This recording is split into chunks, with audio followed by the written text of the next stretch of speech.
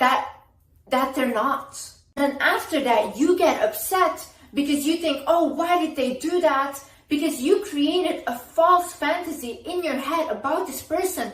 But honey, they were never that person.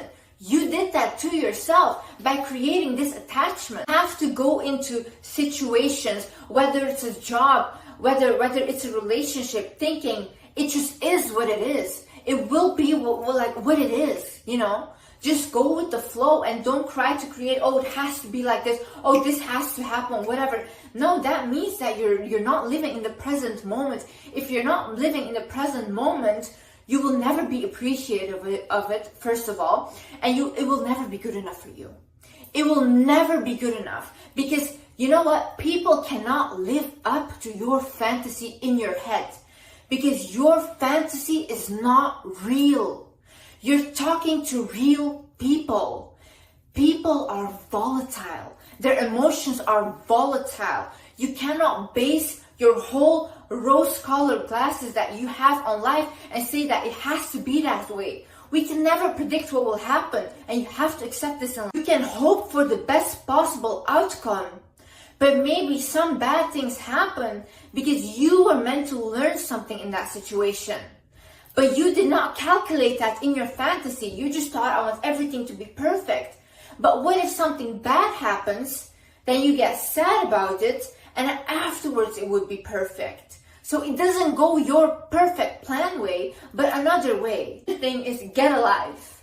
Like, honestly, I think people that are so attached to other people, that are so attached to situations or whatever, I think these people have no life, like honestly, because how can you even have the time to constantly focus on someone else? If you're constantly focusing on someone else, or if you're waiting on your phone, like, please text me, like, do you have nothing to do? Honestly, you have nothing to do.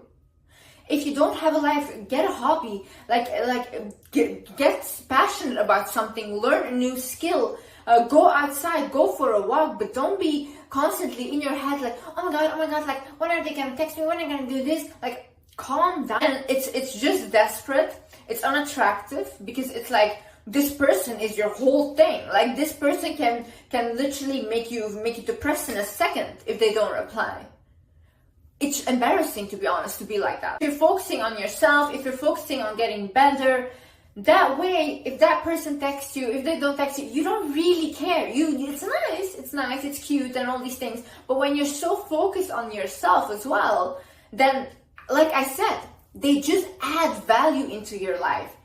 They don't give you your worth because you define your worth already.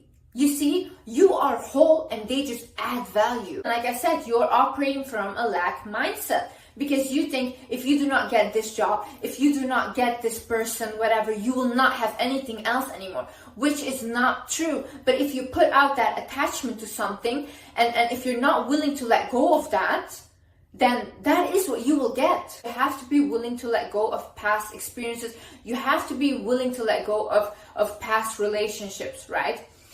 I had this thing with my past relationship. He would always help me with everything, and I was not willing to let go of him because it was comfortable, right?